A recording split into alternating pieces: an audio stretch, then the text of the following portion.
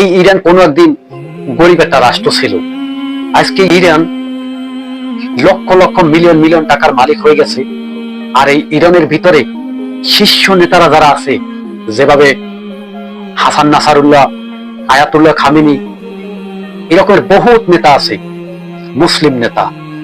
কিন্তু ইহুদিবাদীরা তাদেরকে খুঁজে খুঁজে কিভাবে মারলো?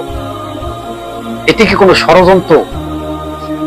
আর নাসারুল্লাহকে যখন মারলো তখন কিন্তু ইরানের ভিতরে সাধারণ মানুষ কিন্তু তারা কান্নাও করছে হাসান নাসারুল্লাহর জন্য। কেন? সে একজন ভালো মানুষ ছিল, সে ইসলামের জন্য ইহুদিদের সাথে লড়াই করছে।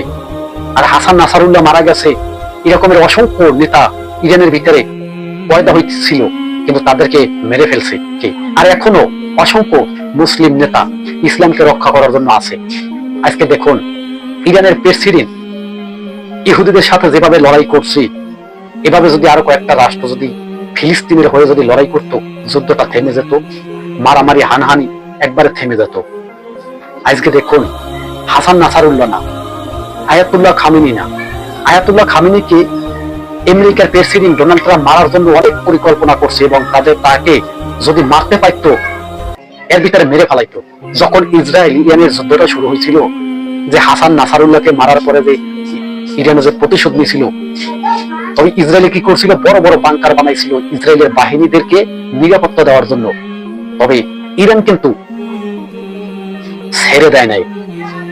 আপনি জানেন, এই ইরানের প্রেসিডেন্ট আমেরিকায় গেলে কিন্তু গ্রেফতার করে ফেলাইবে কে?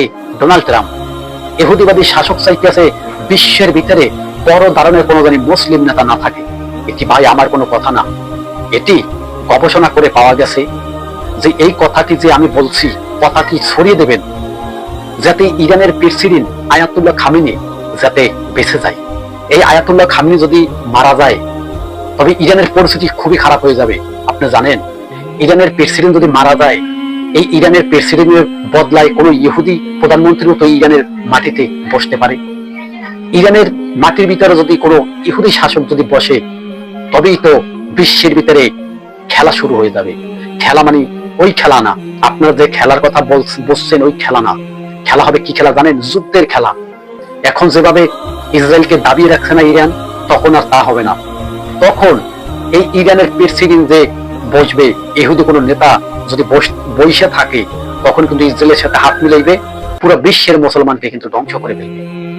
আজকে দেখুন, বড় বড় মুসলিম রাষ্ট্র থাকার পরেও ফিলিস্তিনের হত্যাকাণ্ড থামছে না।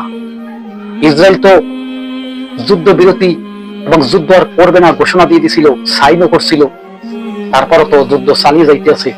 লক্ষ লক্ষ হাজার হাজার ফিলিস্তিনের মানুষকে হত্যা করছে কে? Israel, America. তবে এক দায়ীবার কি? এক দায়ীবাই একমাত্র সৌদি আরব। এই সৌদি আরবের সহযোগিতার কারণে আজকে ফিলিস্তিন পুরো ম্যাসাকার হয়ে গেছে। কেন বলছি ভাই জানেন?